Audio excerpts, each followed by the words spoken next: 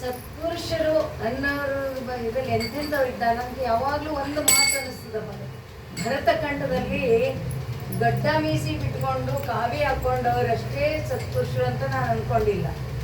ನಿಮ್ಗೊಂದು ಸಾಮಾನ್ಯ ಗೃಹಿಣಿಯೂ ನಿಮಗೆ ದೊಡ್ಡ ಮಾರ್ಗದರ್ಶನ ಮಾಡ್ಬೋದು ಅಂತ ಆ ಮಾತು ನನಗೆ ನಮ್ಮ ಮನೆಯವ್ರಿಗೆ ಇವತ್ತಿನ ತನಕ ನಡೀತದೆ. ಅಂದರೆ ಸುರೇಶ್ ಮಹಾರಾಜರ ತಾಯಿ ಆಗಿರ್ತಿದ್ರು. ನಮಗೆ ಇವರು ಅಲ್ಲಿ ಇದ್ದಾಗ ನಮ್ಗೆ ಅವ್ರ ಸಂಪರ್ಕ ಸ್ವಲ್ಪ ಜಾಸ್ತಿ ಬರ್ತಿತ್ತು. ಆಮೇಲೆ ನಂಗೆ ಮೊದಲಿಂದ ಏನು ಅಂತಂದರೆ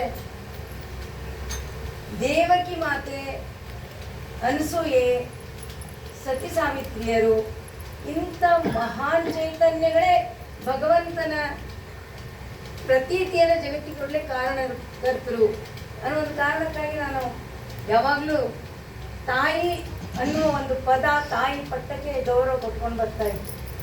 ಹೀಗೆ ಅವ್ರ ಜೊತೆ ಮಾತಾಡ್ತಾ ಇದ್ದಾಗ, ಅವ್ವ ನೋಡು, ನಾವು ದೋಣಿಯೊಳಗೆ ಕುತ್ಕೊಂಡ್ಬಿಡ್ತೀವಿ, ಹುಟ್ಟು ಹಾಕ್ಲಿಕ್ಕೆ ಬಂದ್ರೆ ನೀವು ಹುಟ್ಟು ಹಾಕ್ಬೇಕು, ಇಲ್ಲ ಈ ಕೈ ಮುಗಿದು ಚಿದಂಬರ ಕೂತು ಅವನಿಗೆ ದಡ ಮುಟ್ಟಿಸ್ತಾನೆ. ಈ ಸರಿ ನಮ್ಮ ಸಪ್ತಾಹ ಹಂಗಾಗಿತ್ತು. ಈಗೊಂದು 2 ತಿಂಗಳಿಂದ ಬಂದಾಗ ನಾನು, ನೀವು ನೋಡಿರ್ಬೋದು, ಈ ಸರಿ ಎಲ್ಲ ಕಡೆ ಚಿದಂಬರ ಸ್ವಲ್ಪ ಕಡಿಮೆ ಅದ. ನಾನು ಎಲ್ಲ ಕಡೆ ಗೋಡಿ ಹೋಗಿ ಚಿದಂಬರ ಹಾಕಿದ್ದೆ. ಅವ್ರು ಬಂದರು, ಏನು ನೀನು ಚಿದಂಬರದಲ್ಲಿ ಇಟ್ಕೊಂಡಿದ್ದೀ ಖರೆ ಅದ, ಆದರೆ ಮನೇನ ಮಠ ಮಾಡ್ಲಿಕ್ಕೆ ಹಾಕೊಂತೀನಿ, ನೀ ಗೃಹಸ್ಥಾಶ್ರಮ ಇದ್ದೀವಿ, ಇದು ಮನಿ ಅದ, ಮನೇನ ಮಠ ಮಾಡ್ಲಿಕ್ಕೆ ಹಾಕೊಂತೀನಿ, ನೀನು ಇವನ್ನೆಲ್ಲ ಯಾಕೆ ಹಾಕಿ ಇವ್ನು ತೆಗಿ ಅಂತ. ನಾನು ಚಿದಂಬರನ ಕಾಲದಲ್ಲಿದ್ದಂಥ ಒಂದು ವ್ಯಕ್ತಿಯ ವಂಶ ಇದರಿಂದ ಮಠದಿಂದ ಬಂದವರು ನೀವು ಹೇಳಿದ್ರು ಆಕೆ ಅಂತಂದು ಅವ್ರು ಹೇಳ್ದಂಗೆ ಮಾಡಿದ್ವಿ. ಅಲ್ಲಿಂದ ಬಂದು ನಮ್ಮ ಮೈದುನನ ಸೊಸೆಯ ಪ್ರಸವದ ವಿಷಯ 30ನೇ ತಾರೀಕು 1ನೇ ತಾರೀಕು ಅವರಿಗೆ ತಾರೀಕು ಕೊಟ್ಟು, ಸರಿ ಅದು ನಿನ್ನ ಇಚ್ಛಾಪ, ನಾವು ಅದು ಬ್ಯಾಕಪ್ ಮಾಡ್ಕೊಂಡ್ವಿ, ನೀವು ಈಗ ಕುತ್ಕೊಂಡ್ರೆ ಹಂಗೆ ನಮ್ಮ ಇವ್ರಿಗೆ ಕೇಳಿದ್ವಿ, ಇವ್ರನ್ನ ಮಾಡೋ ಅವ್ರಿಗೆ ಸರಿ ಅದಕ್ಕೂ ರೆಡಿ. ಮಹಾರಾಜ್ರ ಹತ್ರ ಹೋದ್ವಿ, ಅವ್ರ ಹತ್ರ ಅಂದ್ವಿ, ನಡೀತದವ, ನಾವು ಜಪ್ಪ ಕೊಟ್ಟು ಇದ್ದಿದ್ದಾಗ ಯಾರ್ಯಾರಿಗೂ ಮೈಲಿ ಮತ್ತು ಆವಾಗ ನಡೀಲಿಲ್ಲೇನೋ ಅಂತಂದ್ರು. ಅಲ್ಲಿಂದ ಹೋಗಿ ಲಕ್ಷ್ಮೀನಾರಾಯಣ ಅವ್ರಿಗೆ ಕೈ ಮುಗಿದೀವ, ಕೈ ಚಿದಂಬರ ಇದ್ದ ಅಂತ ತಗೊಳವ, ನೀವು ಮಾಡ್ರಿ, ಜಪೆ ಇದು ನಡೀತದ ಅಂದರೆ ಸತ್ಸಂಗ. ಅವರ ಒಂದು ಆ ತಾಯಿಯ ಮಾತು ನಮ್ಗೆ ಇವತ್ತಿನ ತನಕ ಇವೆಲ್ಲ ನಾಟಕಗಳು ಏನು ನಡೆದ್ರು ಆ ತಾಯಿ ಮಾತು ನನ್ನ ಹೃದಯದಾಗ ಇಷ್ಟು ಗಟ್ಟಿ ನಿಂತು ಅಂತಂದ್ರೆ, ಇವತ್ತು ನಾನು ಕಣ್ಣು ಮುಚ್ಕೊಂಡು ಆ ತೆಪ್ಪದಾಗ ಕೂತ್ಬಿಟ್ಟಿದ್ದೆ, ಕೈ ಮುಕ್ಕೊಂಡು ಸ್ವಾಮಿ ಇವತ್ತು ದಡಕ್ಕೆ ಮುಟ್ಟಿಸ್ತಿದ್ದೆ. ಈ ಒಂದು ಒಡ್ಡೋಲದಲ್ಲಿ ಆ ಮಾತು ಹೇಳ್ತಾ ನಮ್ಮದು ಎಂದಿನ ಒಂದು ಅನುಷ್ಠಾನ ಏನದ, ಸಾರ್ವಜನಿಕ ಪಾರಾಯಣದಂದು ನಾವು 7 ದಿನದಲ್ಲಿ ಚಿದಂಬರ ಚರಿತ್ರೆಯನ್ನು ಸಾರ್ವಜನಿಕವಾಗಿ ತಗೋತೀವಿ. ಅಂದರೆ ಮೊದಲಿನ ಜನನದಲ್ಲಿ ಮೊದಲನೇ ದಿನ ತಗೊಂಡು ಆತನ ಪ್ರತಿಯೊಂದು ಘಟನೆ, ಜೀವನದ ಘಟನೆಗಳ ಒಂದು ಸಾರಿ ಮೇಲುಕು ಹಾಕಿ ಅದರ ಅಂತರಾರ್ಥವನ್ನು ತಿಳ್ಕೊಳ್ಳಿಕ್ಕೆ ಪ್ರಯತ್ನ ಮಾಡೋದು.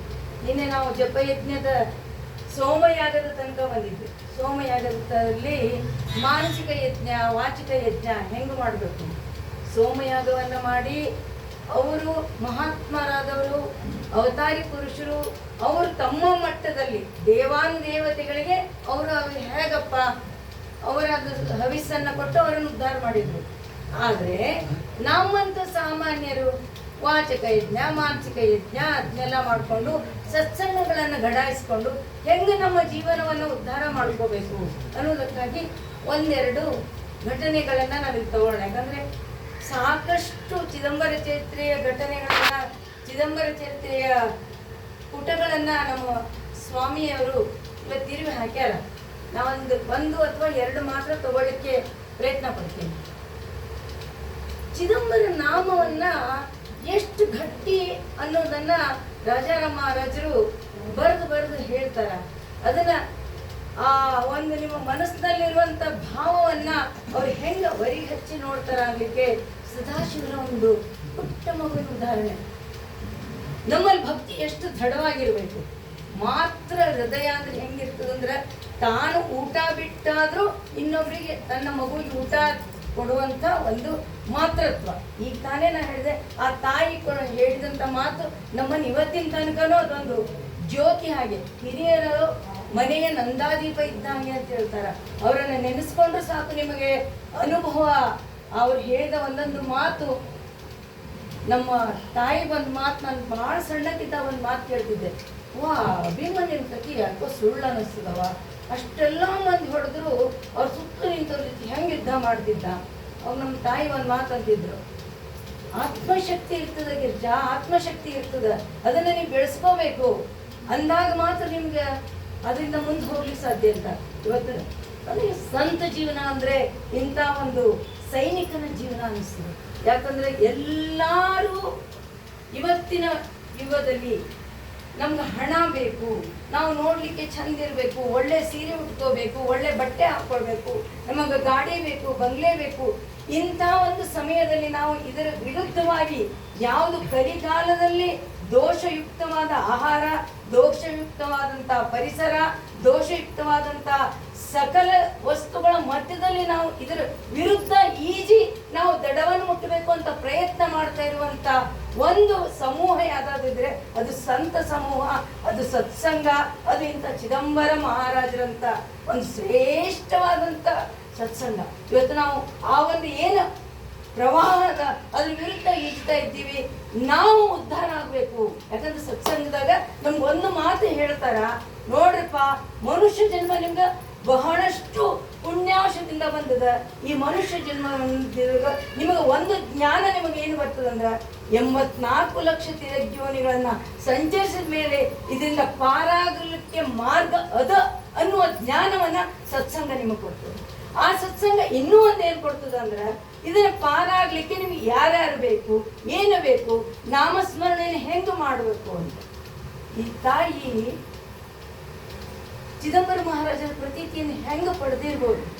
ಆ ಸದಾಶಿವನ ತಾಯಿ ಹೋಗಿ ಸಂತರ ಮನೆಗೆ ಬರ್ತಾರ ಅಂತೇಳಿ ಭಕ್ತಿ ಬಡ್ದಿಟ್ರೆ ಮಗು ವಿಷ ಕಡಿಸ್ಕೊಂಡು ಸತ್ತು ಹೋಗ್ತದೆ. ನಾವು ಅದ್ರ ಏನು ಮಾಡ್ತಿದ್ವಿ? ಒಂದು ಕ್ಷಣ ವಿಚಾರ ಮಾಡಿ, ಮಗು ಒಂದು ಜ್ವರ ಬಂದ್ರೆ ನಾವೆಷ್ಟು ತಪ್ಪಿಸ್ತೀವಿ? ಅವತ್ತು ನಾವು ಪೂಜೆ ಮಾಡ್ತೀವ, ಒಂದು ಹೂ ಏರಿಸ್ತೀವಿ, ಕೂಸಿನ ಕಟ್ಕೊಂಡು ಓಡ್ ಹೋಗ್ತೀವಿ.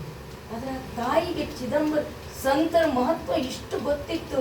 ಆ ಕೂಸನ್ನ ಅಲ್ಲೇ ಸುತ್ತಿಟ್ಟು ಸಂತರನ್ನ ಕರ್ಕೊಂಡ್ಬಂದು ಊಟಕ್ಕೆ ಹಾಕ್ತಾಳ. ನಮಗೆ ಊಹೆ ಮಾಡ್ಲಿಕ್ಕೆ ಸಾಧ್ಯನಾ? ಇಷ್ಟು ಗಟ್ಟಿ ಮನಸ್ಸು ನಮಗೆ ಬರ್ಲಿಕ್ಕೆ ಸಾಧ್ಯನಾ? ಅಂದ್ರೆ ಚಿದಂಬರನೇ ಬೇಕು, ಚಿದಂಬರ ಸತ್ಸಂಗನೇ ಬೇಕು ನನಗೆ, ಸಂತರಿಂದ ಮಾತ್ರ ನಾನು ಉದ್ಧಾರ ಮಾಡ್ಲಿಕ್ಕೆ ಸಾಧ್ಯ ಅನ್ನುವ ಭಾವ ನಮ್ಮಲ್ಲಿ ಮೂಡಿಸೋದು ಇಂಥ ಸತ್ಸಂಗ. ನಾವು ಪುನಃ ಪುನಃ ಪುನಃ ಒಂದು ಮಾತನ್ನು ಸತ್ಸಂಗದಲ್ಲಿ ಹೇಳ್ತೀವಿ ಅಂದರೆ, ಸತ್ಸಂಗದಲ್ಲಿ ಸಾಮಾನ್ಯನಿಗೆ ಜ್ಞಾನ ಏನು ಬರ್ತದಂದ್ರೆ, ನಾನೂ ಒಬ್ಬ ಸಂತನಾಗಬೇಕು, ನಾನೂ ಒಬ್ಬ ಭಕ್ತಿ ಮಾರ್ಗಕ್ಕೆ ಹಿಡಿಬೇಕು, ನಾನು ಇಷ್ಟು ದಿನಗಳ ಕಾಲ ನಡೆದಂಥ ಜೀವನವೇ ಒಂದು, ಇಲ್ಲಿಂದ ನಾನು ಮುಂದೆ ಜೀವನವೇ ಒಂದು ಬದಲಿ ಆಗ್ತದೆ. ಸೇವೆಗೆ ಇರುವ ಮಹತ್ವ, ಭಕ್ತಿಗೆ ಇರುವ ಮಹತ್ವ, ನಾ ತಂದೆ ತಾಯಿಗಳಿಗಿರುವ ಮಹತ್ವ, ಈ ಒಂದು ಋಣ ಏನದ, ಮಾತೃಋಣ, ಪಿತೃಋಣ, ಗುರು ಋಣ, ಇದರಿಂದ ಮುಕ್ತ ಆಗುವುದು ಹೇಗೆ?